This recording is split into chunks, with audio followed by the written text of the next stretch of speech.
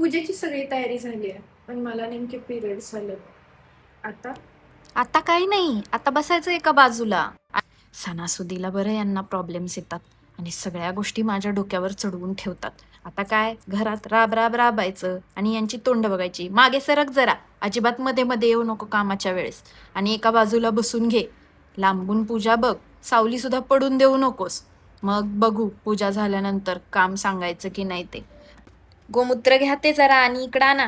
कुठे काय ठेवलंय ते शोधता शोधता आता जीव मेटाकुटीला येईल नुसता. दिव्याच्या वाती कुठे ठेवल्यात मॅडम? भांडी घासून घेतली असते. हो हो, तुला सांगणार आहे, फक्त पूजा होऊ दे. मागे सरक. राग यांना नक्की आला कशाचा?